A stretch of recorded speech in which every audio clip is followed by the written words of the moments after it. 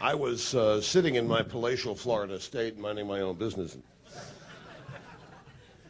And I don't normally see the mail. You know, I have staff that opens the mail, and somebody forgot to open it. And I saw this thing inviting me to this dinner tonight for Roger and the Boy Scouts, and I said, I've got to worm my way into this. Because, you know, folks, there's not much more I can say about Roger that hasn't been said tonight, but one of the things about being here, and the reason I wanted to be here in addition to honoring Roger, is that the United States of America is a great nation at risk in a dangerous world. It is traditional values, institutions that have defined the greatness of this country that will save it. This room tonight is America. This room tonight is a microcosm of what made this country great.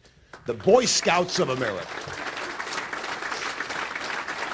The values, the love of country, the recognition that as human beings, our rights, our freedom, our essence, our yearning to be free come from our Creator, from God, not from a government, not from other men, is what has made this country great. And the Boy Scouts of America, I was one for a year. When I was young, I quit everything except radio. I quit. My father, the only reason he let me stay in radio playing Donny Osmond records was because I didn't quit. I was a tenderfoot for a year. You were a tenderfoot just for joining. First camp out, I got the Gold Brick Award for being the most useless. But I still appreciated, it was a part of our church. The Boy Scout troop that I was a part of was Centenary United Methodist Church, Cape Girardeau, Missouri. And the traditions, institutions, and values that have defined this country's greatness are what make the Boy Scouts of America. And the fact, I wanted to come here tonight to be part of it because I have such a love of country and such a love of an appreciation as I get older for those things that have defined this country's greatness. And I've experienced such great success. And I'm just an average person from Missouri. I didn't finish college. I quit after they told me that my required PE course was ballroom dance taught by a drill sergeant from the WACs. I said, this is not for me. But yet, you know, I have managed to do pretty well. And it's because of the greatness of this country, and it's because of the values that were instilled in me when I did fulfill the full-fledged requirements of a Cub Scout, so I wasn't a full slacker. But as I get older, and as I see, it used to be, and I don't want to get too political here, but it used to be we were concerned with external threats against our country. And today the threats are internal, which is something that we have really not experienced before. And as such, a lot of people don't want to really recognize and admit yet that the threats we face are internal. And what's going to save us?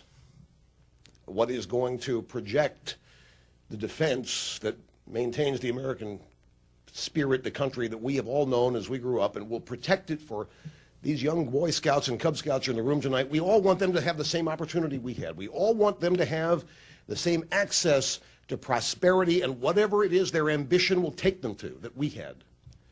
And I really believe that's under assault now.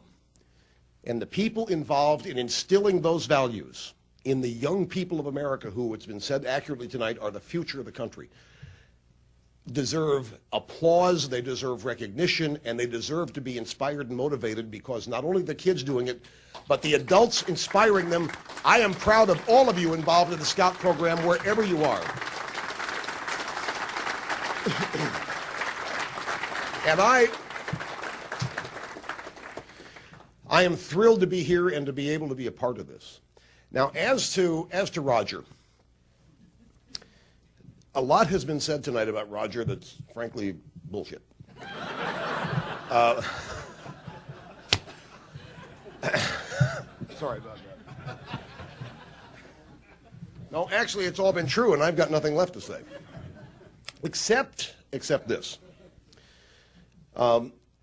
we all know the success of Fox News. We all know the success of the political campaigns that Roger has been involved in. We all know that whatever Roger touches works.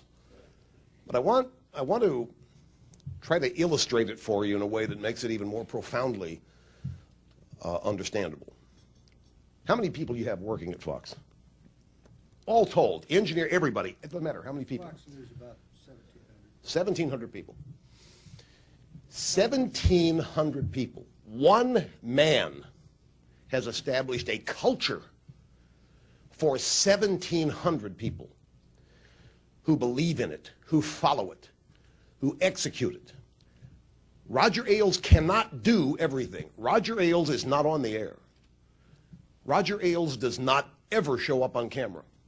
And yet, everybody who does is a reflection of him. He has the ability to inspire, to motivate, to enthuse. People around Roger Ailes are not negative. If they are, he sends out a memo. The memo says, negative people make healthy people sick.